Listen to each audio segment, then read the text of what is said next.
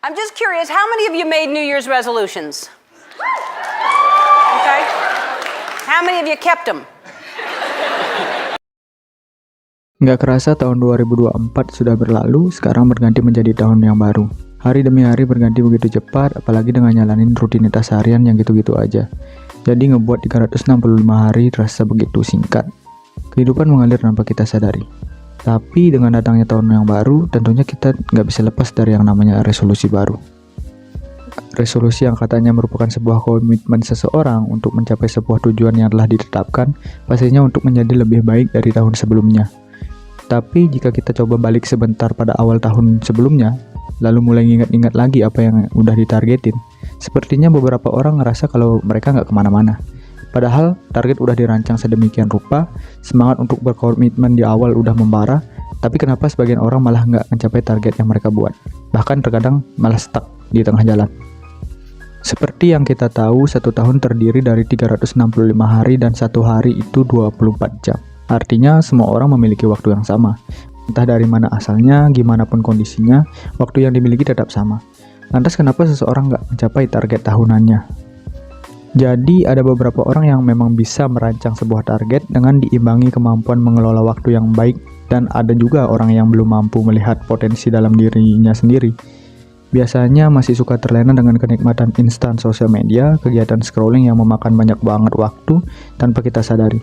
Dampak buruknya seseorang menjadi menunda-nunda hal yang harus mereka kerjakan. Dan gak hanya itu, terkadang ada beberapa hal yang sering luput dari perhatian. Ternyata menetapkan resolusi gak hanya sekedar menuliskan daftar-daftar apa saja yang kita inginkan, tapi ini bisa dibilang tentang kekuatan untuk fokus menjalani hal-hal yang membosankan. Jadi di video pertama ini akan membahas tentang gimana sih sebenarnya resolusi seharusnya berjalan. Simak terus sampai akhir.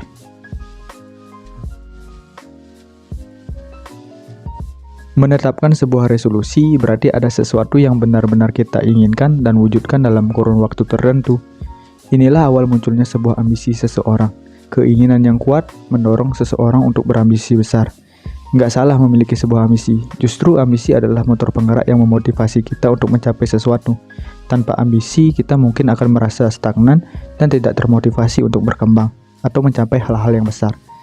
Ambisi memberi kita tujuan dan arah, serta memotivasi kita untuk bekerja keras dan berkomitmen dalam mencapai impian kita.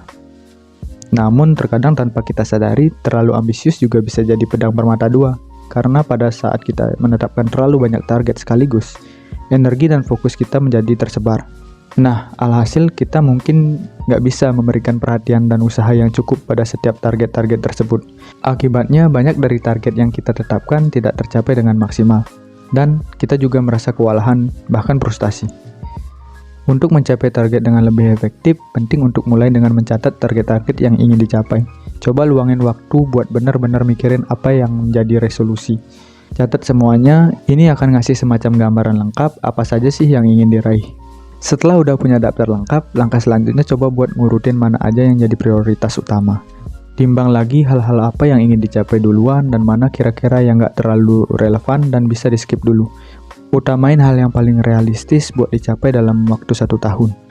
Terus habis itu pilih 3 dari target yang udah diurutin, fokus pada 3 tujuan utama. Dengan hanya 3 target utama, kita bisa lebih terfokus dan konsisten dalam usaha untuk mencapai target yang telah ditentukan, sehingga peluang sukses akan lebih besar.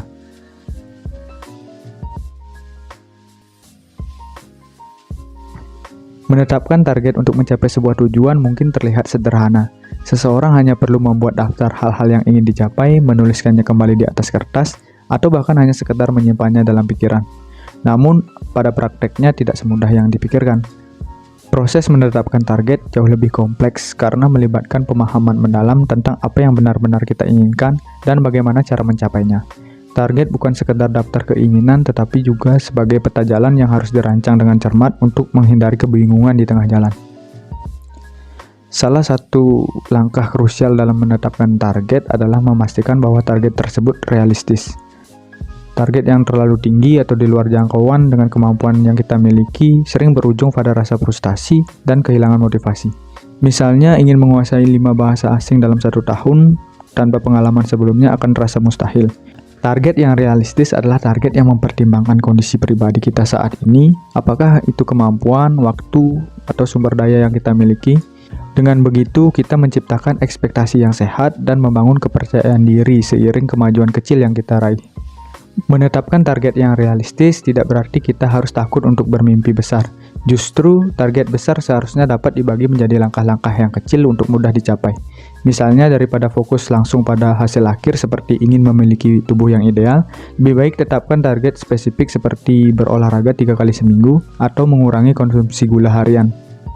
Langkah-langkah kecil ini akan membentuk kebiasaan baik dan memberi kita rasa percaya diri untuk membentuk konsistensi, yang pada akhirnya akan membawa kita lebih dekat dengan tujuan yang telah ditentukan. Selain itu, penting untuk menyesuaikan target dengan situasi dan kebutuhan. Setiap orang pasti memiliki kondisi hidup yang berbeda, sehingga tidak ada satu formula yang cocok untuk semua orang secara general. Apa yang realistis bagi seseorang mungkin nggak realistis bagi orang lain. Oleh karena itu, jangan sampai terjebak pada perbandingan pencapaian dengan orang lain atau tekanan sosial. Fokus pada diri sendiri karena yang terpenting adalah kemajuan yang telah kita buat, bukan seberapa cepat kita mencapainya. Seperti yang telah dikatakan di awal, semua orang tanpa memandang latar belakang memiliki jumlah waktu yang sama dalam sehari. Baik mereka yang memiliki jadwal super padat maupun mereka yang tampak lebih santai. Namun perbedaan yang signifikan muncul pada bagaimana setiap individu memanfaatkan waktu tersebut. Ada yang mampu menggunakan setiap jamnya dengan produktif, terarah dan terencana, sementara yang lain membiarkan waktu berlalu begitu saja tanpa tujuan yang jelas. Salah satu faktor utama yang mempengaruhi efektivitas seseorang dalam mengelola waktu adalah krisis perhatian yang sering terjadi di era digital saat ini. Kehadiran dunia baru yang penuh informasi, media sosial menyuguhkan hiburan instan yang seringkali menjadi sumber distraksi terbesar. Tanpa disadari, banyak orang menghabiskan berjam-jam waktunya untuk scrolling tanpa arah, yang pada akhirnya membuat target dan tujuan mereka terabaikan. Masalah ini menjadi penghalang besar untuk pengelolaan waktu yang efisien, terutama jika tidak disertai kesadaran diri dan kontrol yang baik. Manajemen waktu menjadi salah satu tantangan terbesar dalam upaya mencapai target atau resolusi yang telah ditetapkan. Banyak yang ngerasa bahwa waktu mereka nggak pernah cukup untuk nyelesain semua masalah. Banyak yang merasa bahwa waktu mereka tidak pernah cukup untuk menyelesaikan semua hal. Namun masalah utamanya bukan terletak pada jumlah waktu, melainkan pada bagaimana waktu tersebut diatur. Kebiasaan menunda-nunda, terlalu banyak multitasking, atau gagal menentukan prioritas adalah beberapa contoh kesalahan umum yang sering menghambat produktivitas. Ketika seseorang telah mengetahui dan mulai menuliskan masalah-masalahnya, maka 50% masalah tersebut telah diselesaikan. Membuat sebuah daftar tugas atau jadwal yang terstruktur mungkin menjadi hal tabu untuk beberapa orang. Padahal, hal-hal seperti ini sering dijumpai dalam kehidupan sehari-hari. Mulai dari dunia pendidikan hingga profesional dan pekerjaan, semua telah diatur dalam daftar yang dibuat sedemikian rupa untuk mencapai target operasional yang telah ditentukan. Time blocking atau metode Pomodoro merupakan strategi manajemen waktu yang efektif, di mana seseorang dapat membagi aktivitas ke dalam blok-blok waktu yang spesifik. Metode ini memungkinkan seseorang untuk fokus sepenuhnya pada satu tugas dalam jangka waktu yang telah ditentukan. Teknik ini tidak hanya membantu meningkatkan produktivitas, tetapi juga membantu mencegah kelelahan dan meningkatkan kesehatan mental. Dengan menggunakan metode ini, seseorang dapat lebih mudah mengelola tugas-tugas harian dan mencapai tujuan lebih efisien. Kemampuan mengelola waktu dengan baik adalah keterampilan yang harus dilatih secara konsisten. Nggak perlu langsung jadi sempurna, yang penting ada kemajuan dari hari ke hari.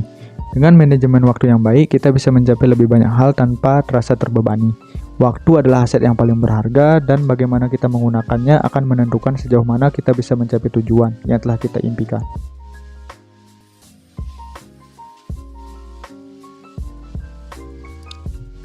Saat memulai sesuatu, seseorang biasanya sangat bersemangat dan penuh energi. Mereka memiliki visi yang jelas dan motivasi tinggi untuk mencapai tujuan yang diinginkan. Dalam tahap awal ini, ide-ide mengalir dengan begitu cepat, setiap langkah terasa menyenangkan dan penuh tantangan. Energi positif ini seringkali memicu semangat untuk bekerja lebih keras dan lebih lama dari biasanya, untuk memastikan semua berjalan sesuai dengan rencana.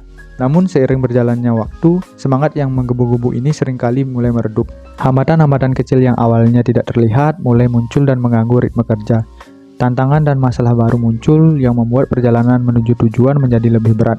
Kebosanan juga mulai menyelinap pada paruh waktu perjalanan, dan pekerjaan yang dulunya menyenangkan menjadi monoton dan melelahkan. Dalam situasi ini, banyak orang kehilangan fokus dan motivasi yang akhirnya menyebabkan mereka berhenti sebelum mencapai tujuannya. Konsistensi bisa jadi adalah tantangan yang paling sulit untuk dilalui, karena menjaga motivasi dan fokus dalam jangka waktu yang panjang membutuhkan disiplin, ketekunan, dedikasi, dan manajemen diri yang baik. Setiap individu perlu memiliki strategi yang efektif untuk mengatasi berbagai distraksi dan tantangan yang muncul. Manajemen waktu yang buruk, gangguan eksternal, dan kurangnya penghargaan diri adalah beberapa faktor yang sering menghambat upaya untuk tetap konsisten. Selain itu, situasi dan kondisi yang tidak menentu juga dapat mempengaruhi kemampuan seseorang untuk terus melangkah maju.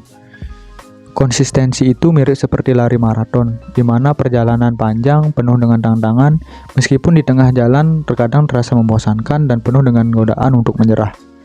Penting untuk mengingat tujuan akhir yang ingin dicapai. Setiap langkah kecil yang diambil, meskipun tampak tidak berarti, sebenarnya membawa kita lebih dekat pada garis finish. Dalam proses ini, kita belajar untuk menghargai setiap usaha dan pengorbanan yang telah dilakukan.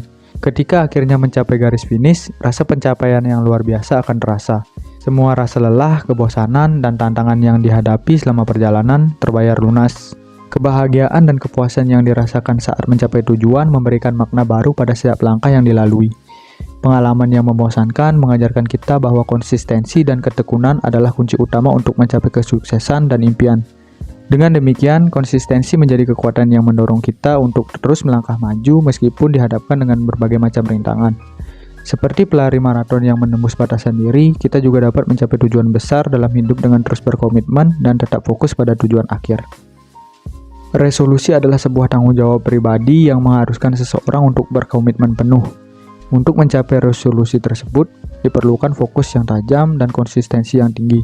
Ini bukan hanya tentang membuat janji pada diri sendiri. Dengan fokus yang kuat, seseorang dapat mengerahkan semua energi dan perhatian mereka untuk mengelola sumber daya yang dimiliki, tetapi juga tentang memiliki tekad yang kuat untuk menjalankannya hingga mendapatkan sebuah hasil, sehingga bisa lebih dekat pada tujuan yang ingin dicapai. Fokus adalah kunci utama untuk memastikan setiap tindakan yang diambil bisa mendukung untuk meraih pencapaian resolusi.